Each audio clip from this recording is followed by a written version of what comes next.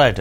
చక్రపాణి గారు, ఇప్పుడు యాక్చువల్గా ఇది 6గురికి ఆహ్వానం అందకపోవడం, అంతవరకు కూడా క్రమశిక్షణ చర్య తీసుకోలేదు అని కాంగ్రెస్ మీద విమర్శలు ఉండేవి. కానీ నిజంగా కూడా 6గురికి నిజంగా ఇన్విటేషన్ ఇవ్వకపోవడం అనేది పెద్ద విషయమే. కాబట్టి దీన్ని డిసిప్లినరీ యాక్షన్గా భావించవచ్చా? ఒకటి. రెండోది, వీళ్ళు ఇంకా మేము పార్టీకి సంబంధించిన వాళ్ళమే అని చెప్పి అక్కడికి పోయి ధర్నాలు ప్రదర్శనలు చేయడానికి సిద్ధం అవుతున్నారు. ఇది ఎంతవరకు సమర్థనీయం? అంటే సాధారణ పరిస్థితుల్లోనైతే ఒకసారి ఆహ్వానం అందలేదంటే ఇంట్లో కూర్చోవాలి. ఎవరైనా సరే, కుటుంబంలో అయినా సరే, బయట అయినా సరే, ఇంకోసారి నన్ను ఎందుకు పిలవని అల్లరి చేయడానికి ఉండదు. పార్టీ కదా అది. పార్టీలో ఏఐసిసి అనేటువంటి ఒక జాతీయ కమిటీ, దానిలో వాళ్ళ కోర్ కమిటీ, సోనియా గాంధీ అధ్యక్షతన జరిగినటువంటి కమిటీలో ఒక నిర్ణయం తీసుకున్నారు. ఆ నిర్ణయాన్ని మీరు రకరకాల రూపాలలో వ్యతిరేకించినారు. పార్లమెంట్లో వ్యతిరేకించడం మీ హక్కు అనుకున్నారు, ప్రజల తరఫున మాట్లాడుతున్నారు, ఓకే ఫైన్. మీరు పార్లమెంట్లో చివరికి పార్లమెంట్లో మీరు అవిశ్వాస తీర్మానం పెట్టినారు. సరే, లగడపాటి మాటల్ని మనం పట్టించుకోవాల్సిన అవసరం లేదు. కానీ ఆయన మేము పార్టీ మీద పెట్టలే. అక్కడ ఉన్న ప్రభుత్వమే మీ పార్టీది, మన్మోహన్ సింగ్ మీ పార్టీ నాయకుడు, మీ పార్టీ సభ్యుడు, సోనియా గాంధీ చైర్పర్సన్గా ఉన్నటువంటి పార్టీ. అటువంటి పార్టీ మీద అవిశ్వాస తీర్మానం పెట్టి మళ్ళీ మేము అదే ఇంట్లో పోయి తింటామని అంటే కనీసం మనకైనా ఉండాలి, అది ఒంటికి పడుతుందా పట్టదా అనేటువంటి ఆలోచన. ఇది ఖచ్చితంగా ఆ పార్టీ సమయం. కాంగ్రెస్లో ఉన్నటువంటి కల్చర్ ఏమిటంటే ఎప్పుడు పడితే అప్పుడు ఎగిరి గంతేయకుండా అనువు చూసి వాతలు పెట్టడం అనేది కాంగ్రెస్ పార్టీలో మనం చూస్తూ ఉంటాం. ఇవాళ వాళ్ళకు ఒక అవకాశం వచ్చి ఇట్లాంటి వాళ్ళని దూరం ఉంచితే మంచిదని అనుకున్నారు, దూరం ఉంచినారు. దానికి ఆలస్యంగా స్పందిస్తుంది. ఎప్పుడైనా సరే వాళ్ళకు అనుకూలమైనటువంటి టైంలో మాత్రమే స్పందిస్తుంది. దాన్ని రసభాస చేసుకోవడం కాంగ్రెస్ పార్టీ ఎక్కడ ఏదో కోల్డ్ బ్లడెడ్ మర్డర్ అంటారు కదా, ఈ 6గురి తలలు ఇవాళ పత్రికలో ఉన్నాయి. Cold blooded murder. ఇవాళ కేవలం ఆహ్వానాలు నిరాకరించినారు, రేపు వీళ్ళకు టికెట్లు కూడా నిరాకరిస్తారు. వీళ్ళు కొత్త పార్టీలు పెట్టుకోవడం ఖాయం, ఆ కాంగ్రెస్కి వ్యతిరేకంగా మళ్ళీ ఒక ఉద్యమం చేయడం ఖాయం. కాబట్టి ఎట్లాగూ పోయేటోని మళ్ళీ మనం ఆహ్వానించి పీట వేసి కూర్చోబెట్టి వాళ్ళతో తిట్టించుకోవడం లేకపోతే విమర్శించుకోవడం ఇవన్నీ ఎందుకని అటువంటి ఉద్దేశంతో ఫోన్ చేసి మరి లగడపాటి రాజగోపాల్కి అయితే నేను పేపర్లో చదివాను, స్వయంగా వాళ్ళ సోనియా గాంధీ ప్రధాన సలహాదారుడే ఫోన్ చేసి నువ్వు రావద్దని చెప్పినట్ట. అయినా సరే ఆయన ఎందుకు రావద్దంటావు అని అడిగితే మనం ఏం చేయలేము, ఇది ప్రజాస్వామ్యం ఇది. రైట్. సో తెలంగాణ బిల్లుకు సంబంధించి వ్యతిరేకంగానే వీళ్ళు అవిశ్వాస తీర్మానం ప్రవేశపెట్టడానికి ప్రయత్నం చేశారు, ప్రవేశపెట్టారు, అయితే స్వీకరించలేదు. సో అలాంటి వ్యక్తుల మీద ఈవేళ పార్టీ తీసుకున్నటువంటి వైఖరి మీరు ఎలా అర్థం చేసుకుంటారు భిక్షపతి గారు? పార్టీ సరైన నిర్ణయం తీసుకుందని చెప్పాలి. ఎందుకంటే అది ఒక సుదీర్ఘమైన ఒక పార్టీ. సోనియా గాంధీ గారు బాగా ఆలోచించి సుదీర్ఘ పోరాటము తర్వాత 2004లోనే ఆ రోజు ఎజెండా లోపల తెలంగాణ రాష్ట్ర ఏర్పాటుకు మేము అనుకూలం అని చెప్పి అధికారంలో రాష్ట్రంలో కేంద్రంలోకి రావడం జరిగింది. తిరిగి చాలా సందర్భాల లోపల తెలంగాణ రాష్ట్రానికి మేము వ్యతిరేకం ఇవ్వని ఎప్పుడు మాట్లాడలేవాసం. కాకపోతే సమయం చూసి, పరిస్థితిని బట్టి, అనుకూలమైన వాతావరణం చూసి తెలంగాణ రాష్ట్ర ఏర్పాటు గురించి ఈ మధ్య కాలంలో వేగవంతం చేయడం జరిగింది వాస్తవంగా. అలాంటి ఒక సిడబ్ల్యూసీ తీర్మానం కావచ్చు, సోనియా గాంధీ కావచ్చు, అలాంటి పెద్ద స్థానంలో ఉన్నటువంటి వాళ్ళు ఒక కోర్ కమిటీ తీసుకున్న నిర్ణయాన్ని వ్యతిరేకించవలసిన అవసరం వీళ్ళకి లేదు. వాస్తవంగా పార్టీని వ్యతిరేకించడము, సిద్ధాంతాన్ని వ్యతిరేకించడం, ఇలాగ ఇప్పుడు చక్రపాణి గారు చెప్పినట్టుగా అతను ఉన్న కొమ్మని నరుక్కున్నట్టుగా వాస్తవంగా ఒక పార్టీ భిక్షతోటి టికెట్ తీసుకొని ఈరోజు ఒక నాయకుని ఎదిగినటువంటి వ్యక్తి ఆ పార్టీ ఆ ప్రభుత్వం మీద అవిశ్వాస తీర్మానం పెట్టడం అనేది సరైనది కాదు కదా. కాబట్టి పార్టీ సరైన నిర్ణయం తీసుకుందే మనం అనుకోవాల్సిన అవసరం ఉంది. దేనికైనా, పోరాటానికైనా, వ్యతిరేకానికైనా ఒక హద్దు అనేది ఉంటుంది. వీళ్ళు బాగా హద్దు మీరు ప్రవర్తించాలి కాబట్టి పార్టీ ఆ నిర్ణయం తీసుకుని అనుకుంటున్నారు. పెద్దిరెడ్డి గారు, పార్టీ సమావేశాలు కొంతమందికి ఆహ్వానం పంపించకపోవడం, పిలవకపోవడం అనేది సహజంగా జరుగుతుంటుంది. మీ తెలుగుదేశం పార్టీలో కూడా హరికృష్ణ గారికి పలానా ఆహ్వానం రాలేదని మొన్న కొంచెం వార్తలు వచ్చాయి సమావేశాలు. కాబట్టి దీన్ని కూడా అట్లా వాళ్ళు ఎందుకు తీసుకోలేకపోతున్నారు? దానికి వచ్చి ఆయన హరికృష్ణ గారు వచ్చి హడావిడేం చేయలేదు, కానీ ఇక్కడ మరి ప్రదర్శనలు చేస్తానంటున్నారు, నిరసనలు చేస్తానంటున్నారు. సో పార్టీ ఏదైనా ఒకటే కదా, పద్ధతి ఏదైనా ఒకటే కదా, కాంగ్రెస్లో ఇది మామూలేనంటారా ఎట్లా? ఇప్పుడు కాంగ్రెస్ హైకమాండ్కు ఈ రాష్ట్రంలో జరుగుతున్న అన్ని అంశాలపైన వారికి స్పష్టత ఉన్నది, లేదని కాదు.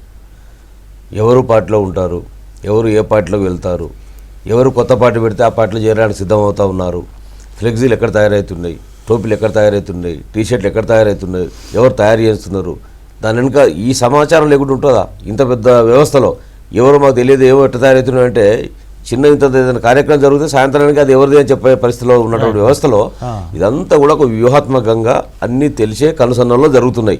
ఇంకా ఎట్లా మీరు వెళ్ళిపోయేటోళ్ళు, కొత్త పార్టీ పెట్టాలనుకుంటోళ్ళు ఇప్పటి నుంచి మీరు ప్రచారం పెంచుకోండి, మేము మిమ్మల్ని రావద్దని చెప్తాము, మీరు ధిక్కరించే విధంగా మీ పని మీరు చేసుకోండి. ఇవంతా కూడా it is a inbuilt understanding ఒక పెద్ద గేమ్ ప్లాన్ జరుగుతున్నటువంటి అంశం ఇది.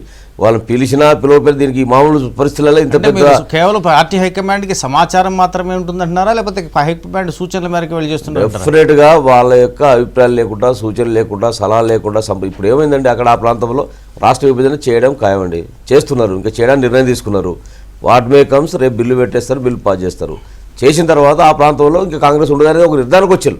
ఉండనప్పుడు ఎవరిపైన ఆధారపడేదానికంటే మీరే వ్యతిరేకంగా తయారై ఒక పార్టీ పెట్టుకొని నడవండి, తర్వాత విలీనం వేద్దాం, శరద్ పవార్ లాంటి ఎన్నో పార్టీలు ఉన్నాయి, అనుబంధంగా ఉన్నాయి, ఆ తర్వాత సంగతి చూద్దాం. కొంతమంది మీరు ఉడికిని కాపాడండి, మన క్యాడర్ కాపాడండి, మనం క్యాడర్ తీసుకుపోయి ఈ పార్టీ ఆ పార్టీలో చేరిపోతే ఆఖరి మన పార్టీ లేకుండా పోతే అనుకునేది ఇంత పెద్ద అంశం చర్చించకుండా ఆలోచించకుండా జరిగేదేం కాదు. వాళ్ళు ఇంత దూరం వచ్చినాక వెనకాడు వేసేటువంటి పరిస్థితి లేదు కనుక విశ్వాసపాత్రల్ని కాంగ్రెస్ సృష్టిస్తుందంటారు. సృష్టించకపోయినా జరుగుతున్న వాతావరణాన్ని భవిష్యత్తులో వాడుకోవడానికి కొరకు పోగేసినట్టుగా ఉప్పేసినట్టుగా ఏమి లేకుండా జరుగుతుందని ఎవరు అనుకోవడానికి అవకాశం లేదు. ఆ పార్టీకి ఇలాంటివన్నీ అలవాటే. ఓకే, కనుక అయితే ప్రత్యక్ష లాభపడాలి, లేకపోతే పరోక్ష లాభపడాలి. అవసరమైతే వాళ్ళలోనే అస్మదీయులను తస్మదీయులను క్రియేట్ చేసుకోవాలి, మళ్ళీ రేపు పొద్దుగాల అనుకూలంగా మలుచుకోవాలనుకునేది ఒక వ్యూహాత్మకమైనటువంటి గేమ్ ప్లాన్లో భాగంగా జరుగుతున్న అంశాలే తప్ప మరొకటి కాదు. ఇంత జరిగిన తర్వాత మామూలుగా పత్రిక చెప్పే పరిస్థితి లేవు, మనం మాట్లాడుకునే పరిస్థితి లేవు. లక్షల టోపీలు అంటున్నావు, లక్షల టీ షర్ట్లు అంటున్నావు, ఫ్లెక్సీలు అదిరిపోయి ఫ్లెక్సీలు అంటున్నావు, అది కూడా బ్యానర్ను ఫ్లాగ్ను మరిపించే విధంగా ఫ్లెక్సీ స్వరూపం ఎవరు కడుతుందో తెలియదు, ఎవరు తయారు చేస్తూ తెలియదు అని మాట్లాడుకుంటున్నావు. ఎక్కడ ప్రింట్ అయితే తెలియదు అంటున్నావు, ప్రభుత్వం తెలియకుండా ఉంటుందా? కరపత్రం ప్రింట్ అయితే ఆ కరపత్రం పేరు పెట్టకపోతే ఎవరు ప్రింట్ చేసినా పట్టుకొని బయట పెట్టే పరిస్థితి ఉంటుంది. ఇదంతా కూడా ఒక వ్యూహాత్మకంగా జరుగుతున్నది. ఏ జరిగినప్పటికీ కూడా దీన్ని బట్టి మనకు అర్థమవుతుంది, జరిగిపోతుందని తెలిసిపోతాం. పెద్దిరెడ్డి గారు అన్నట్టు ఏ ప్రచార సామాగ్రి మీద అయినా సరే ఆ ప్రచురణకర్త పేరు, చిరునామా ఉండాలని స్టాట్యూటరీ అప్లికేషన్. చివరికి ప్రభుత్వం ఇచ్చే ప్రకటనకైనా కూడా సమాచార శాఖ కమిషనర్ అని తప్పనిసరిగా ఉండాలి. మరి అటువంటిది అంత పెద్ద ఫ్లెక్సీ పెడితే ఎవరు పెట్టినో తెలియకపోతే తీసేయండి.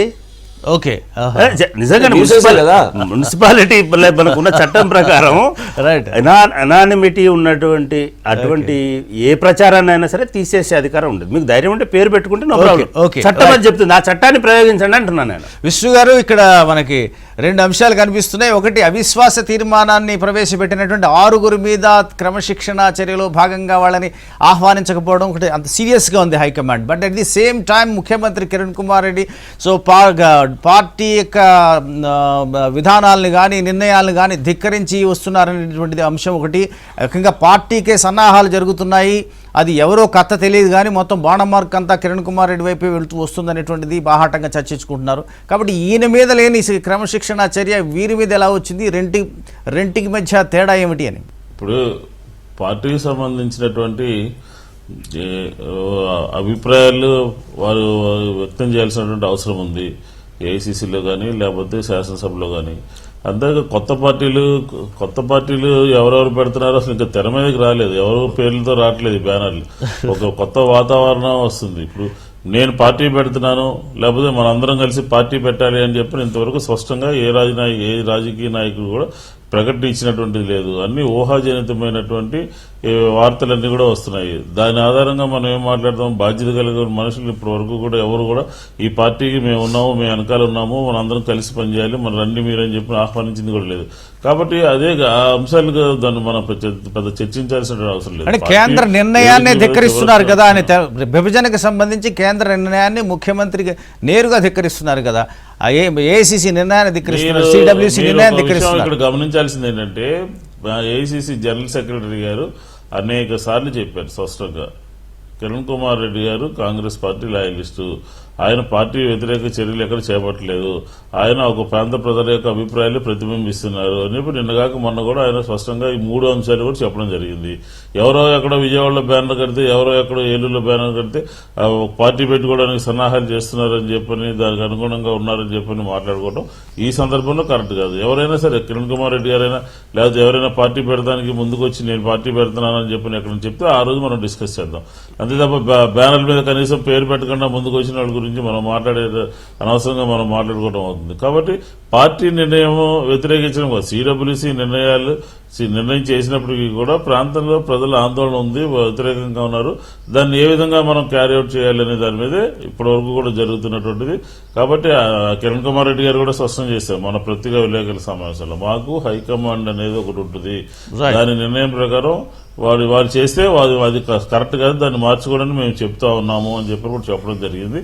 ఈ రోజు కూడా శాసన ఏఐసిసి సెషన్ కి నేను రాలేకపోతున్నాను అని చెప్పని అసెంబ్లీ కారణంగా జనరల్ సెక్రటరీ కూడా ఉత్తరం రాయడం జరిగింది. కాబట్టి పార్టీ పెట్టుకునే లెక్కలో ఆయనకు ఉత్తరం రాయాల్సిన అవసరం లేదు, చెప్పాల్సిన అవసరం లేదు, ఏకపక్షంగా వ్యవహరించవచ్చు, మాకు ముందుకెళ్ళడానికి ఏ రకంగా వెళ్ళచ్చు. కాబట్టి ఒక డిసిప్లిన్ గా ఒక పద్ధతిగా నడుస్తుంది. కాబట్టి ఆపాదించడం సరైనటువంటి లేనటువంటి విషయాన్ని మనం ఆపాదించడం సరైనటువంటిది. ఓకే చక్రపాణి గారు అభిప్రాయం ప్రకారం ఏంటంటే కిరణ్ కుమార్ రెడ్డి గారు హైకమాండ్కు లాయలిస్ట్గా ఉన్నారు, అదే లాయలిస్ట్గా ఉన్నారు కనుక వారు చక్కగా రాష్ట్రపతి గారు పంపించిన ముసాయిదా పైన రాష్ట్ర విభజన సంబంధించిన అంశానికి సహకరిస్తారు, లాయల్గా ఉన్నారని మాట చెప్తా ఉన్నారు.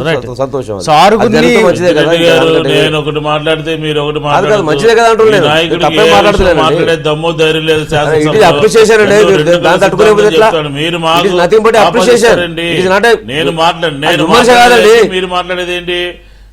నేను మాట్లాడి మీరు మాట ఒకటే, నేను అప్రిషియేట్ చేస్తున్నా, మంచిగా సహకరిస్తున్నందుకు అప్రిషియేట్ చేస్తున్నప్పుడు బాధపడుతున్నందుకు. సో మీకు హైకమాండ్ ఆయన చంద్రబాబు నాయుడు సహకరించట్లేదు కదా అంటున్నారు.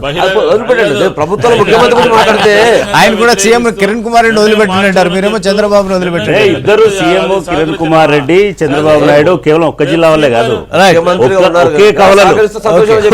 తెలంగాణ విషయంలో చంద్రబాబు నాయుడు అభిప్రాయం, కిరణ్ కుమార్ రెడ్డి అభిప్రాయం పెద్దగా తేడా లేదు. వీళ్ళిద్దరు పరస్పరం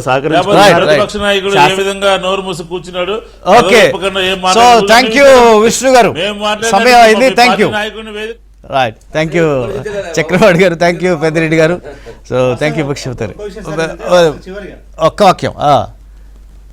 ఇప్పుడు ప్రతిపక్ష నేత ఎంతో అనుభవం ఉన్నటువంటి చంద్రబాబు నాయుడు గారు వాస్తవంగా గతంలో చాలా సార్లు ఉత్తరం ఇచ్చినా చెప్తున్నారు, కానీ దాని గురించి కనీసం సభలోని చర్చ ఎందుకు మాట్లాడారు. థ్యాంక్ యూ భిక్షపతి గారు. సో మొత్తానికి ఇవాళ అసెంబ్లీలో జరిగేటువంటి సమావేశాలు కానీ లేకపోతే ఈ కాంగ్రెస్ తీసుకున్నటువంటి క్రమశిక్షణ చర్యలో భాగంగానే ఇవాళ కిరణ్ కుమార్ రెడ్డి గారి పట్ల ఒక న్యాయము, 6 ఎంపీల పట్ల ఒక న్యాయం అనేటువంటి అంశాన్ని సో పరస్పర విరుద్ధమైన భావనలు వ్యక్తం చేశారు. ఇది నాటి మార్నింగ్ షో. రేపు మళ్ళీ 7 గంటలు కలుద్దాం. Have a great day.